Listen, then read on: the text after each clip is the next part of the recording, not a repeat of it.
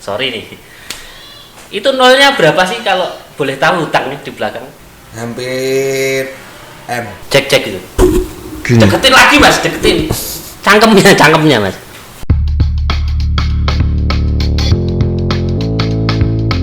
Assalamualaikum warahmatullahi wabarakatuh. Apa kabarnya? Posisi Nadi Wenarium. Ya. Nah, balik mana neng Rinto Sujarwo fotografi. Nah, Rinto Sujarwo fotografi. Ini brand siji. Rinto Sujarwo channel. Masih dalam keadaan pandemi COVID-19 atau corona kayak gini nih. Kita harus bisa menyikapi ini dengan baik dan harus bisa bersahabat dengan alam dan harus mematuhi beberapa peraturan pemerintah, contohnya memakai masker, contohnya memakai hand sanitizer dan menjaga jarak, dan mungkin stay at home juga. Kemudian atau yang bisa, atau orang-orang yang sering canangkan apa, work from home. Nah, kemarin 1 hingga 2 video saya sendiri. Saya bingung mau bikin konten apa. Ini ada teman main nih ke rumah nih. Dipanggil Yongki. Usaha Mas usaha hiburan. Harusnya sih sebenarnya olahraga. Mumpung kamu main di rumah saya ini kan, kita sharing lah satu sama lain. Saya usaha di dunia fotografi, Mas Yogi usaha di dunia hiburan dan olahraga. Equal biliar itu ya. Paradigma masyarakat umum itu masih terbayang dengan rumah biliar yang zaman dulu ada ceweknya, ya. Judi. Tapi di tempat Mas Yogi ada mabuknya, ada ceweknya, ada judinya. Ceweknya ada. Oh, ceweknya ada. Oh, guys, ceweknya ada. Ceweknya itu bertugas sebagai kasir. Oh, kasir. Bagi duit. Oke, berarti tempat biliar dia ini positif bos. Positif cok. Pembahasan di dalam podcast 1 mic ini ya. Podcast 1 mic karena saya mau beli mic lagi, belum datang Mas.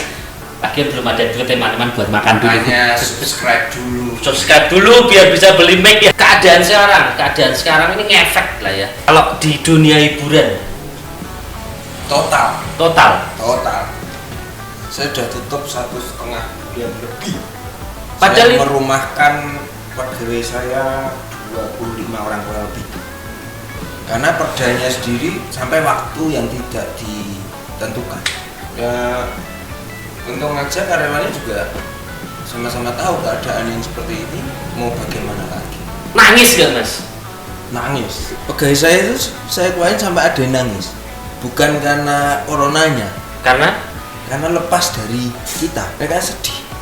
Nah, sebagai owner apa yang harus kamu sikapi di sini? Ya keadaan yang seperti ini tidak bisa apa-apa.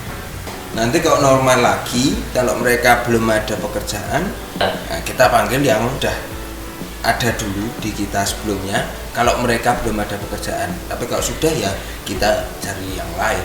Ada satu pegawai saya yang cerita sama saya, dia dari Boyolali sampai Sragen itu dia cari kerjaan, nggak ada lowongan sama sekali, nggak ada. Ini efek gila ini. Ini gila ini. Memang corona itu gila. Ngomong agak ke dalam nih.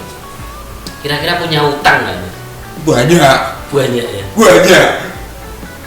Terus apa yang harus dilakukan dalam hal ini? Sudah tidak produktif, sudah tidak punya uang, karyawan hilang semua, usaha stop. Kira-kira apa?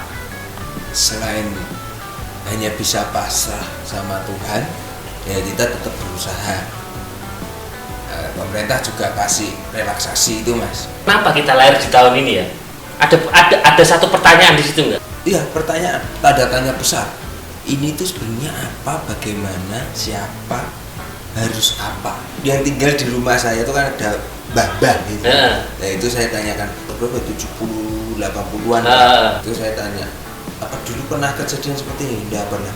Pernah terjadi virus-virus seperti ini, tapi tidak sampai seperti ini. Eranya si bapak ibu kita, eyang kakung kita itu paling mentok itu ya, krisis moneter lah ya.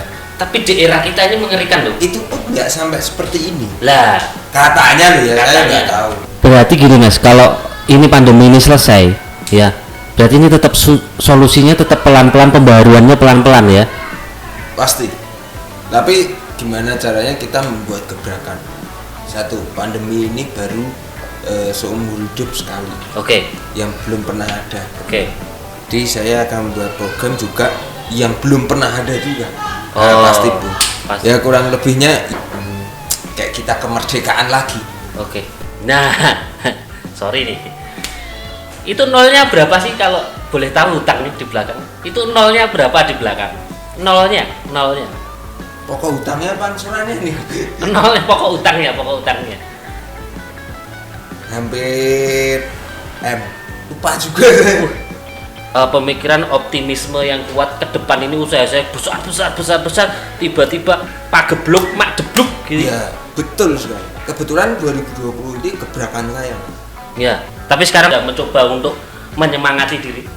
Harus Ya. mau nggak mau, bisa nggak bisa, harus. Kalau saya sih sesuai judul usaha saya, hidup harus tetap equal. Apa itu equal?